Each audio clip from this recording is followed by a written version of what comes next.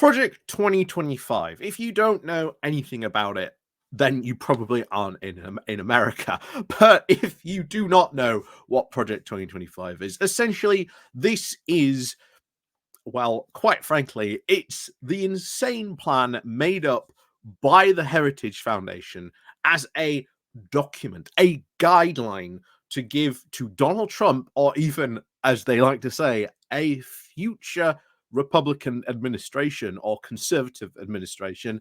And that's how they want to change democracy. And some of these things that they want to do are insane. It would destroy a lot of the democratic institutions that a lot of Americans do take for granted. And you might think, well, why am I, someone from the UK, talking about this? Why am I talking about this? Well, unfortunately, as I've been saying for quite a while, we have had to be very, very worried about, and something we should be taking a lot more seriously in this country, a lot of dark money and these think tanks like the Heritage Foundation starting to try and affect our politics by sending a lot of money across the channel, by even inviting some of these people to come and talk to the Heritage Foundation. So just recently, Robert Jenrick gave a speech to the Heritage Foundation. Priti Patel has ties to the Heritage Foundation. A lot of these top Tories have ties to the Heritage Foundation or some links to this. And of course, what happens, this is all linked to Project 2025. And the worrying thing is, and especially with Jenrick has openly said that he has been going on a tour, a world tour of conservative administrations to try and find a plan that could work to bring the Tories back into power. Apparently, he's already had conversations with the Canadian Conservative Party over there. Now it looks like he is talking to the Heritage Foundation and maybe even looking at adopting things from Project 2025 into a potential future conservative platform. So, yes, we should be absolutely worried about what these dangerous ties that some of these Tory candidates and MPs have to not only Project 2025, the whole Heritage Foundation, and even now a very dangerous Trump agenda that they could try to sneak in to the UK via the back door. So just something we need to start bearing in mind. So before we get more into more of this, of what's been going on and about this, please do remember to click on the like, share, and subscribe button. And of course, down below, there are links to my Patreon page, the one-off donation link called Buy Me Coffee, where you can, well, buy me coffee, the YouTube thank you button, and of course, there's the Pony Club down below as well. So let's crack on then into this. So this is from DSmog with the title of Project 2025. Tory candidates have ties to group drafting now dangerous Trump agenda. So Robert Jenrick and Priti Patel and several other now senior conservative figures have now close connections to the US think tank that has now authored a radical right-wing anti-climate change agenda for a future Donald Trump administration. The Heritage Foundation's Project 2025 is considered so extreme that Trump has even tried to distance himself from the manifesto, calling it ridiculous and abysmal, which, bear in mind, he was all right with it until it started getting a lot of negative press. And now he's started to distance himself from it. But back to this. However, a number of influential Tory figures have also delivered high-profile speeches to the Heritage Foundation. In recent years, a number of these speeches have taken place since the release of Project 2025's agenda in April of 2023.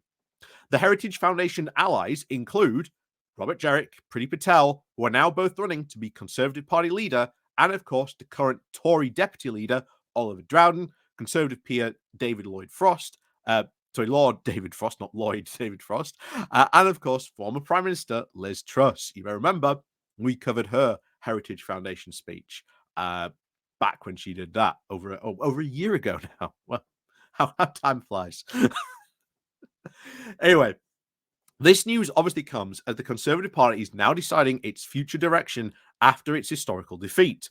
And Jenrick, who has now been a very vocal critic of Green policies in recent months, said last week he would vote for Trump in November's presidential election if he were an American. So that is, I'd say, incredibly worrying that they are once again trying to push for this anti-green agenda. But if you were part of the Pony Club or the Patreon, you know, yesterday we talked about how young conservatives feel about this anti-green agenda, but also we all covered that other guy who was like, hey, he is like, the Achilles heel for reform, and it's challenging them, going after them on the climate change skepticism and offering sort of a green conservatism. And we know the British public are ever increasing as to their their awareness and wanting the government to do something about climate change.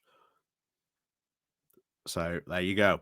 But back to this. So Adrian Ramsey, the co-leader of the Green Party, told this Smog that just after a month on from suffering the worst result in its entire history, you'd hope that the Conservatives would be reflecting on their 14 years of failure and why their turn to the right was so comprehensively rejected by the British public. Or, as I've said many times, they ain't interested in doing that. They are not interested because they are so ideologically fixed and such ideologues that they cannot even admit that it was their ideology or anything that they did was a problem. But he continues. They're now taking advice from the Heritage Foundation, and they will show that they've learned completely nothing from their defeat, whether it's about abortion rights or even climate crisis. Organizations like the Heritage Foundation are now dangerous and completely out of touch with the British public. So this is one of things that I keep on bringing up, this whole dark money that has been flowing across the Atlantic. And not just to the UK, by the way. Ireland also a big target for a lot of this money from dark money from America as well. So, hey, in Ireland, you should be watching out for these, these things popping up as well in your politics too. So, Project 2025. So the Heritage Foundation has now extensive ties to climate science deniers and fossil fuel interests. The group receives over £4.9 million between 1997 and 2017 from groups linked to fossil fuel giants such as Koch Industries. The brothers behind the company and Charles, the late Koch, and the late David Koch have also been now principal funders of climate denial groups in the US since the 1980s. As revealed by... Oh, no, that's still not... So, yeah, here we are, some more conservative connections. So, yeah, former Immigration Minister Robert Jenrick gave a speech to the Heritage Foundation in Washington, D.C. in February this year, titled Securing Sovereign Borders in the Age of Mass Migration. And, of course, there was no record of a speaking fee in his register of interests.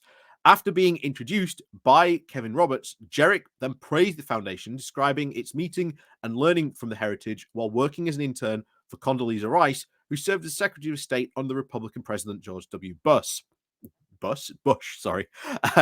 Jenrick also praised the event's co-host Neil Gardner and also High Director of the Heritage Foundation and Margaret Thatcher Center for Freedom, who Jenrick described as the special relationship now made flesh. He said that Gardner, who writes a regular column for the Daily Telegraph, connects and creates the link between conservatives here and in the UK.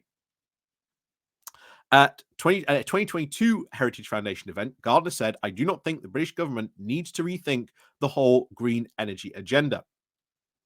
It is not a conservative agenda. It is, in fact, a socialist agenda, saying, I think net zero has become a basic form of religion, and anyone who questions the dogma is now immediately accused of being a heretic.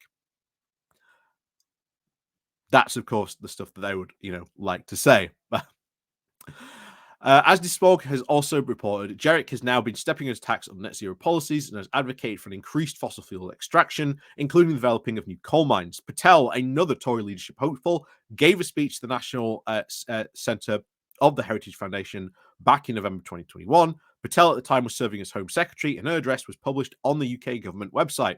Patel also met with Gardner Roberts in March of this year, posting about the meeting on Facebook. So, again, these are all very worrying links because these are all high-level, quite influential Tories, especially so when you remember Patel and Jenrick running to be Tory leader. Very, very much so running to be Tory leader. So, yeah, of course, they go on to talk about more of this and sort of some of the more of the connections. But yeah, this is something we need to keep on top of and we need to be quite worried about. But yeah, these connections are worrying, and this is now happening slowly but surely, and something that we should really be taking care of when it comes to this. And I think we need to be really looking at what members, when they sort of say get given things, are they registering it? If they don't register it, what is the punishment? Are there ways they are sort of, getting around this maybe in some way, shape, or form? Who knows?